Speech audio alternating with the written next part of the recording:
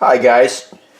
Well, it's always exciting coming home from work, especially on a Friday afternoon, and finding a DDM package in the mailbox. Yeah, you guys know the feeling. But I got a bunch of various goodies. But what I'm most excited about is the new Turtle Racing snapper clutch that I've been waiting for quite some time and watching the thread and so forth. And it finally arrived. And I'm going to be installing this thing in a stock G320. So here's the package that it came with. Here's the hardware. It's nicely packaged. It's got a couple of stickers, a snapper on board. That's a neat sticker. It's got all your hardware in the first little package there, your springs, your weights and so forth. And then down here you got the clutch itself, and then your various discs or cogs or whatever they want to call it. And because it's going in a G320, I had to order the short style, because that's got the smaller tapered on the crank there to fit the 320. And I also had to get the basket, as they call it. And it's kind of neat because this has got the part number stamped right on it. This is a 3017. This is for a Losi 5 using the stock Losi pinion. So I got that as well, the proper basket. And this couldn't have come at a better time because I've been waiting for this thing forever. And because I just used my last clutch shoes on the last outing I had, and these shoes are pretty much shot, as you can see. In fact, they completely melted my bell, my stock Losi bell, and I've never had that happen before. Here's what's left of my stock bell. As you can see, evidently the shoes wore down to the metal, and then metal to metal on the steel bell didn't fare very well.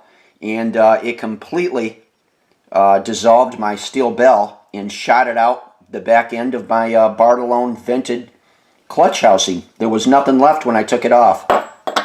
So that was pretty severe.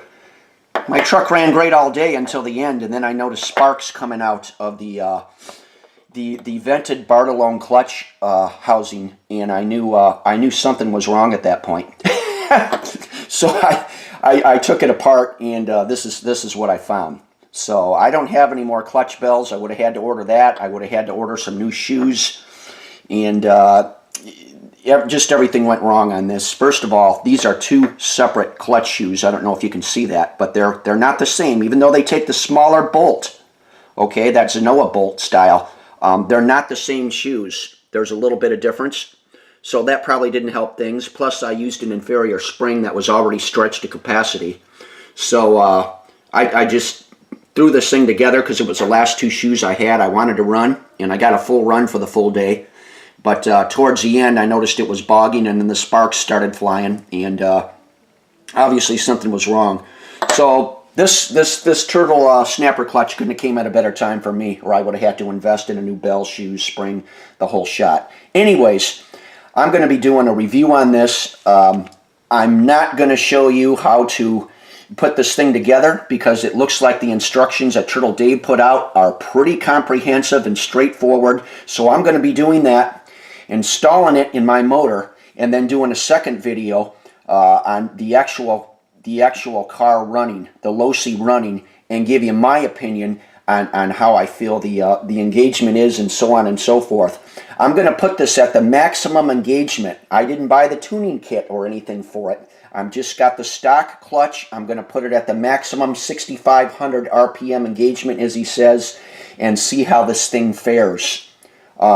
Historically, I've been using a Lighten clutch shoes with the 8,000 spring to get an 8,000 engagement. So I'm going to see how the 6,500 engagement, as they say, fares against the 8,000. They say it's a totally different feel, and chances are I'm hoping I won't even have to get the tuning kit, that I'll just be happy with the engagement here. But my biggest motivation for buying this clutch was because I was going through clutches like crazy on my 320. I'm not sure why. Probably if I had the proper springs and they weren't wore out and I wasn't using used stuff, I'm sure they would have lasted longer. But I don't like having to take my motor out every so often and check my clutch to see where it's at. Hopefully this thing's going to last a long time. It's an install and forget it type thing for quite some time, and I'll be real happy with it. But anyways, stay tuned for part 2 when the clutch is all installed. I'll let you know how that went and the assembly of it. And then I'll have my wife take some pictures of me driving it around and showing the engagement and whatnot. And hopefully you can make an informed decision on whether you want this clutch. I've been real excited about it, and I've been waiting for it for quite some time. So over and out. Stay tuned to part 2.